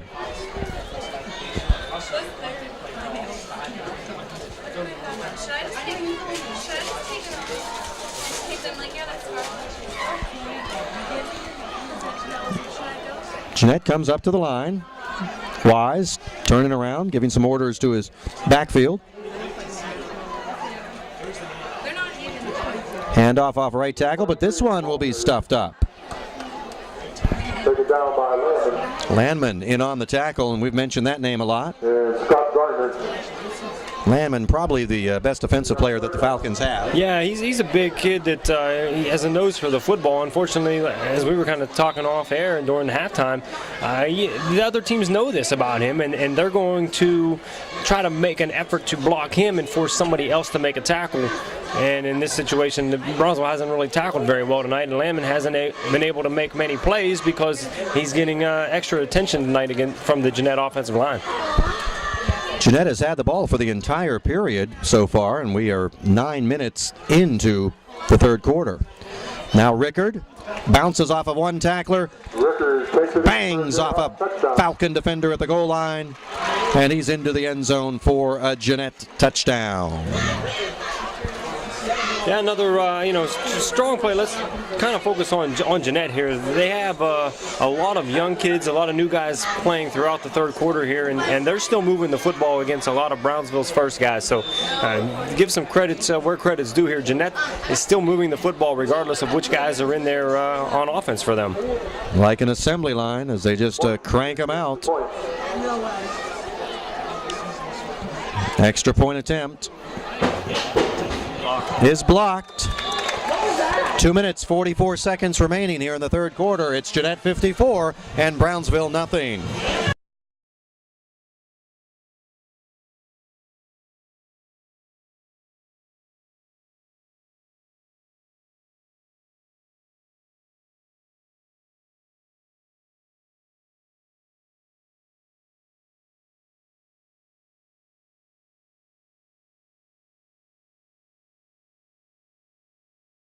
Well, yeah, actually we do. Battery. Yeah, of course. Now 54-0 Jeanette as they took the opening kickoff for the second half and moved all the way downfield in over 9 minutes, and Turf Monster jumped up and tripped up the kick returner. Brownsville will take over there. We are Happy to be bringing you high school football here from Redstone Township, brought to you in part by Dee Dee's Dance Studio, the West Brownsville Athletic Club, and Little Joey's Pizza. As we get ready to resume action now, 2:40 left here in the third period. Again, as soon as Brownsville puts this ball in play, we'll have a running clock.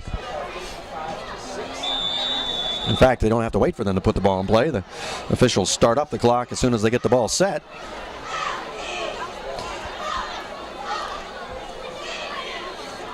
One of the unique things about a mercy rule game is you can have a situation like this where Brownsville is now getting the ball for the first time in the quarter and it's almost over,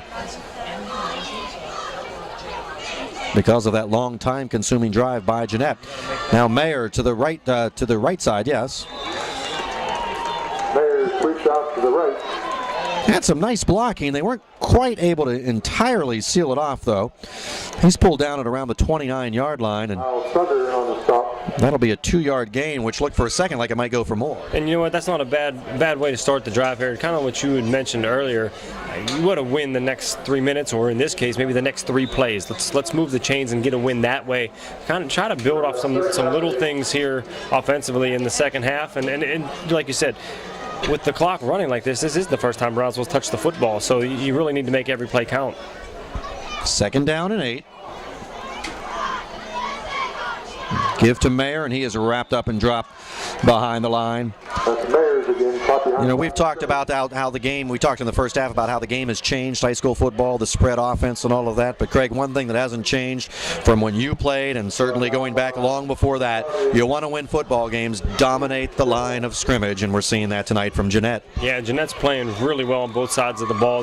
They're penetrating through the offensive line quickly, and you can see that they're pretty big guys there, regardless of who's out there for Jeanette. They got a good front four, and on offense, they're getting their hands on Brownsville's linebackers pretty easily tonight because the defensive line can't keep them contained. So you have to give credit to Jeanette's defense and offensive line tonight. 3rd and long now for the Falcons. And they'll run the ball again. Mayer tries to cut back, can't find any room. Swarmed under by the Jeanette defense at the 26-yard line. It will be 4th down and 11. We're down under 30 seconds remaining. The officials start the play clock with 22 seconds left in the period, so Brownsville does not have to run another play if they don't want to here in this quarter, and it doesn't look like they're going to. So 3 quarters in the books. We have 1 more mile to go after 3 periods. The score, the Jeanette Jayhawks 54, the Brownsville Falcons nothing.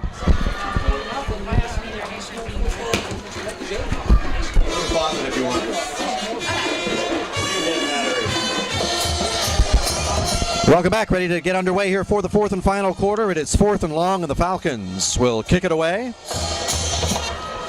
Nice punt.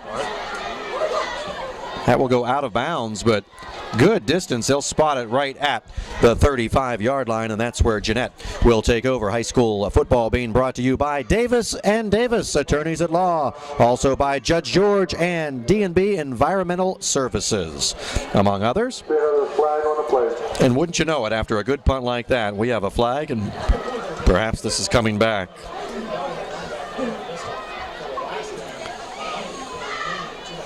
No, personal foul against Jeanette. Now, is it after the ball was kicked? Which would mean Jeanette gets the football. If it was before, Brownsville would get a 1st down, but it doesn't look like it. So we'll go back to the 35, mark off 15 yards. Jeanette will start at the 20. That's their worst field position thus far. Brownsville just punting the ball, Craig, and we were talking during the break between periods about the Pulaski High School in Arkansas, this head coach down there that has this new, I don't say new, but he's been doing this for a few years now, never punts the football. I love it. I love reading about it. I'm sold. I'm sold. It makes sense when he brings in the statistics about a drive that starts on the 40-yard line versus your own 40, or if you're going to give up a touchdown 77% of the time at your own 25 and it's 65% at your 40. maybe you don't punt there, because the 15-yard punt in high school, you don't see many punts like we just saw, where you're kicking the ball high and deep. You get some short kicks where it kind of makes sense, and I'd love to see it, because I think on offense, you have 4 plays to get 10 yards instead of 3, and that changes your mentality.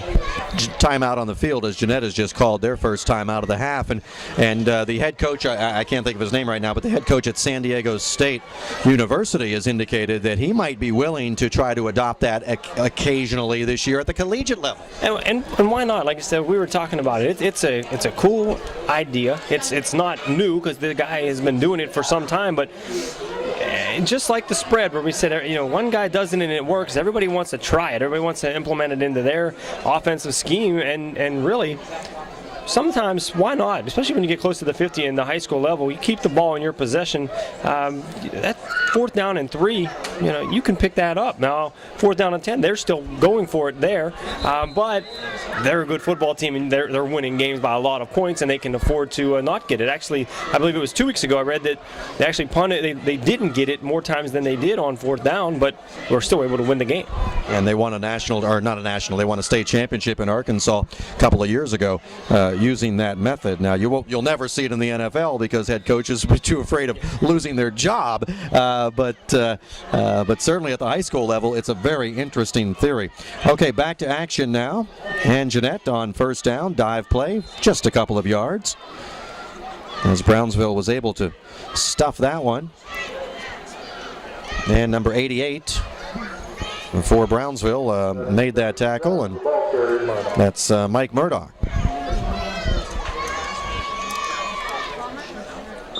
I believe Murdoch get on the stop. Ball at the 20. That was no gain on that play, actually. So a good defensive play by Murdoch and the Falcons. It will be 2nd down and 10 now.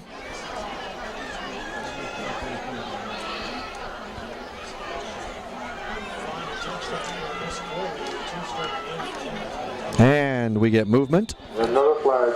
I think this will go on the Falcons. Jeanette had a man in motion, but he's allowed to do that.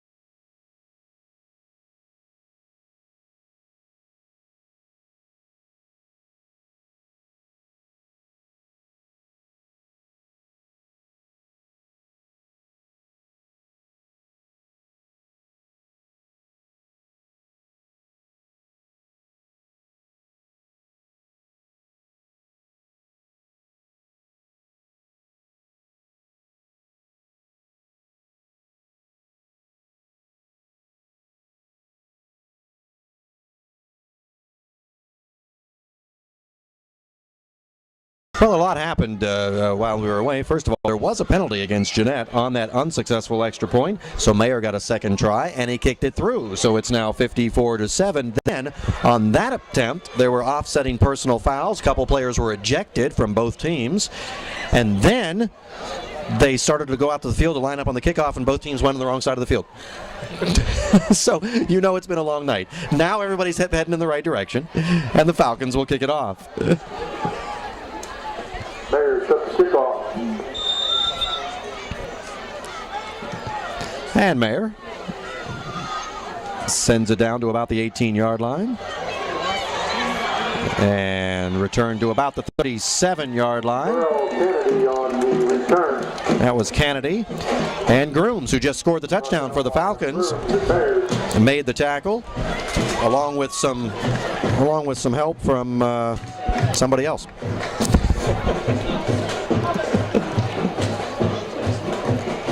We have 8:35 on a turning clock.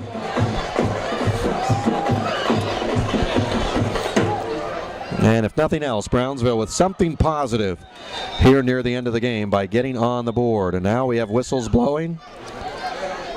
Jeanette's head coach out on the field. He wants to talk to the officials. Apparently he didn't get the memo that they're up by 47. Just take a chill pill. Now Jeanette's players, all their offensive players, coming over to the sideline. I believe a timeout may have been called.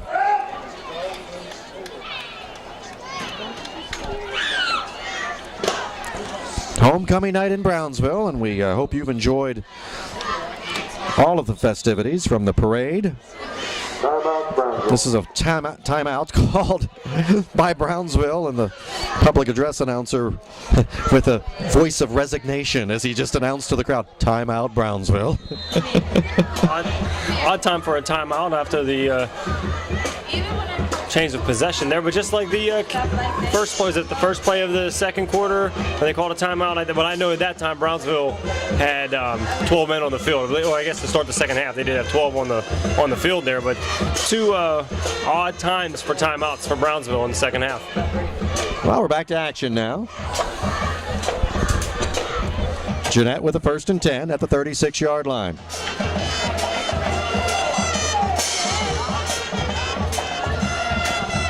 And again, the good news is Brownsville leads this period 7-0 as they try to finish strong.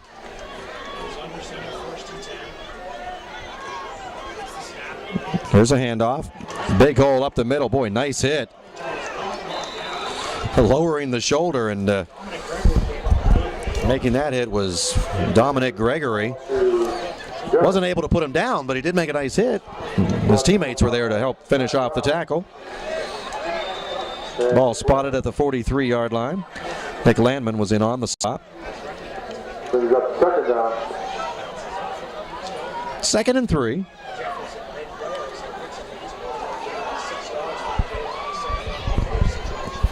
Jeanette now with their 4th string quarterback into the game.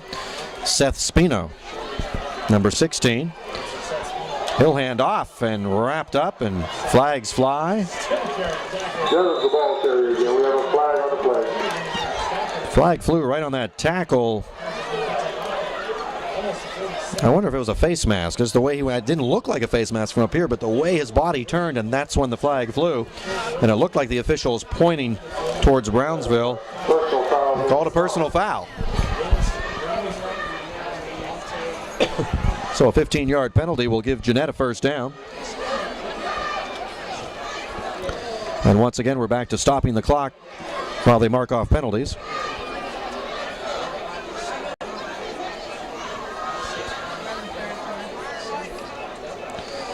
Back into Falcon territory to the 39-yard line.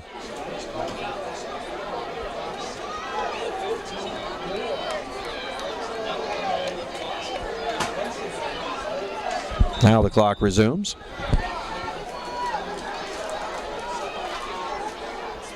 Approaching 7 minutes remaining. Keeping the ball now is Spino. Tries to come around the right side. And picks up some decent yardage, and another flag for a late hit.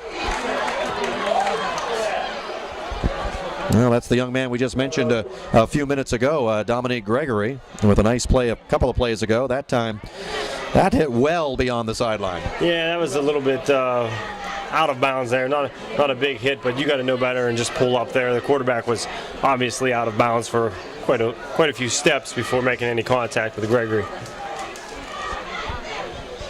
So once again, they'll tack some yardage on to the end of the run, which should take us down to about the, well, they're standing at the 18. I think they should go further than that, yeah.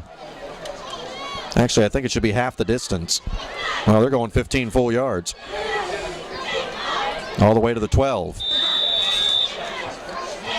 Or maybe that was half the distance.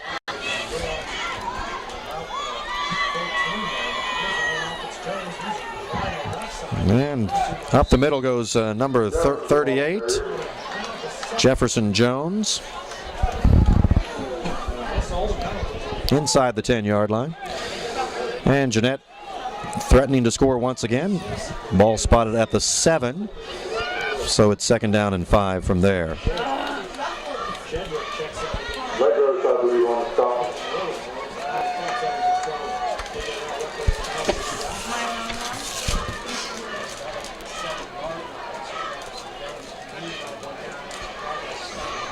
Approaching the midway point of the 4th and final quarter.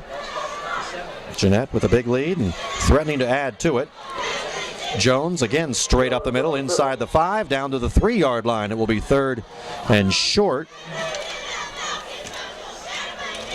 Getting off the bottom of the pile there was Tyler Legros.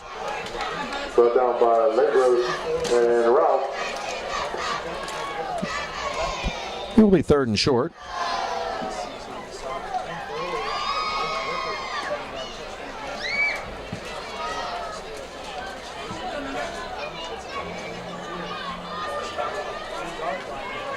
And a quarterback keeper, Spino, just took the snap, went straight up the middle and into the end zone, caught the Falcon defense napping there a little bit, and another score for the Jayhawks. Yeah, that was I guess maybe just something that he decided at the line. A quick count, takes the ball himself and gets into the end zone, and it's kind of one of those things where you look at both sides. These guys practice every day and all year long too, so you see really a 4th-string quarterback get in the end zone. You like to see those guys get in, but unfortunately for Brownsville now the score 60-7 and really not in their favor at all tonight. And I don't have a problem with there, as we said earlier. You know, you got to stop them. Like, go ahead and play the game. That's not a fake like we'd seen in the first half off of an extra point. That's a legitimate football play there. Now here comes an extra point attempt. High snap directly to the kicker. That wasn't planned. He's tackled by Roebuck back at the 15-yard line. 5:27 remaining. Jeanette reaches the 60-point mark. They lead 60-7. We'll be right back.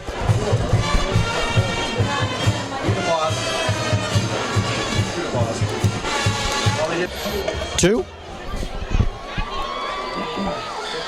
Welcome back, Chuck Durso along.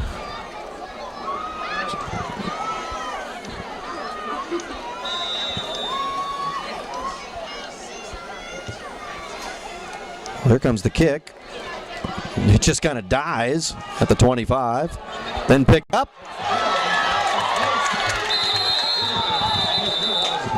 And brought down the near sideline. Raekwon Stevenson, good field position for the Falcons as they'll start at about the 42-yard line. Well, Craig, not the outcome we hoped for tonight, of course, but still a fun time. Good to be with you here this evening and a chance to do this game. Yeah, it was a good thing, and this is pretty cool with the TV2 class at Brownsville to be able to do this and stream it on the internet, and it definitely come a long way from the VHS tapes that I used when I had TV drama back about, I guess, what's that now, 12 years, 13 years ago now. So it's come a long way, and really a nice feature to have. And we talked earlier, so unlimited possibilities with what you can do, and just with this program, you can put on any sporting event or any event. It doesn't have to be a sporting event, and put it on the school's website or the Brownsville Telegraph, wherever you're going to put it. And why not, if you have the capabilities? Because as we mentioned before, not every school has it. So when you have a school district that can do something like this,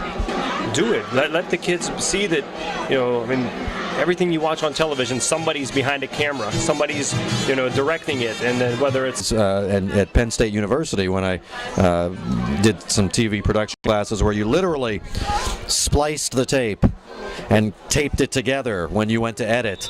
Not the way that they'll be editing this thing. It's all digital now and everything's. When we edited tape, it was literally with a razor blade. You put the tape down in this little groove thing, you sliced it with the razor. Listen, girls, this is how it used to be done. Because there's nothing young boys and girls love better than when I was your age stories. I know they love that. As we have a flag on this play.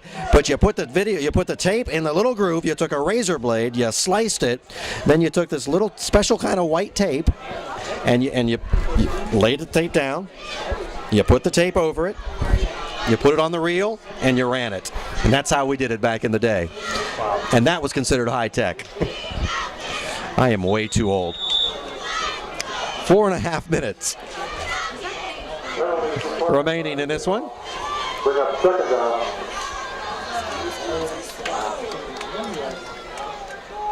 Second down and 11. This has been the slowest mercy rule period I've ever seen in my life. The third period flew. This fourth period has taken forever.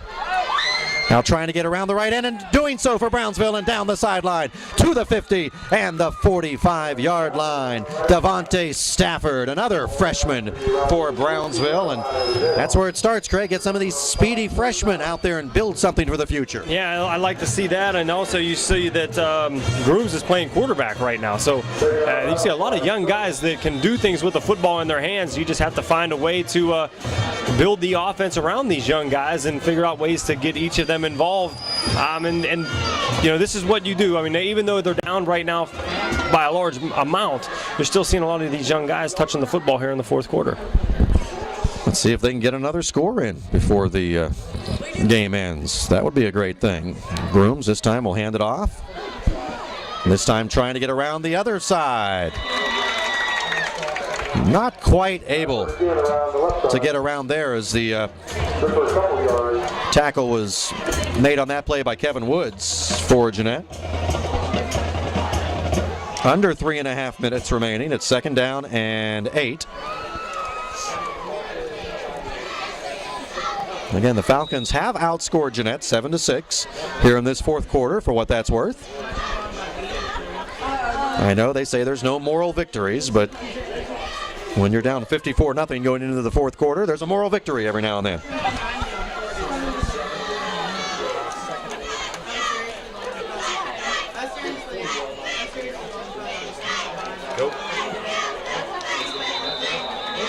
Off left tackle. As once again the ball taken by Stafford.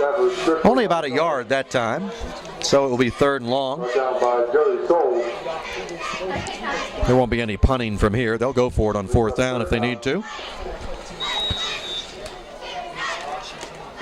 3 or 4 more plays is about all we'll have here in this one. This is third.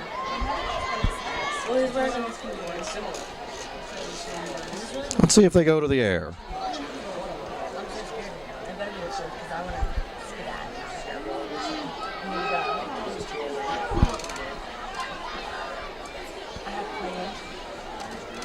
Nope, handoff. There's room. One man to beat. Nice tackle right there will hold the ball carrier short, and that was Stevenson. He'll be about a yard shy of the first down. It will be 4th and 1, and I'm sure they'll go for it as we move under 2 minutes remaining here in this one. Brings up 4th down and a yard.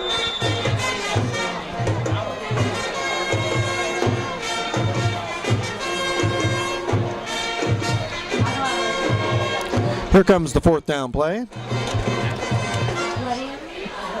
Falcons with a single receiver split to each side. Backs are split behind quarterback Grooms. Grooms will keep it straight up the middle, has the first down to the 30. Trying to struggle forward, but he'll be pulled down there.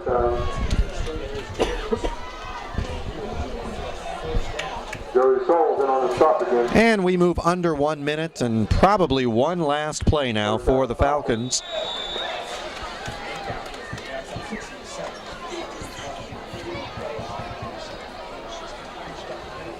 As the play comes in, the play clock was started at about the 58-second mark.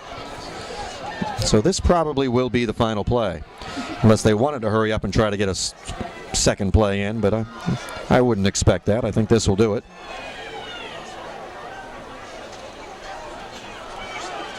Fake the pitch, Grooms keeps it, and he is pulled down at the 40-yard line. Tackle there is made by Cruz White, and that should do it as we are down under 20 seconds. Let's see, Brownsville, they may try to hurry up and see if they can get one more play in. If the officials spot the ball in time. We're down to 10 seconds. They're going to have to hurry. 5 seconds.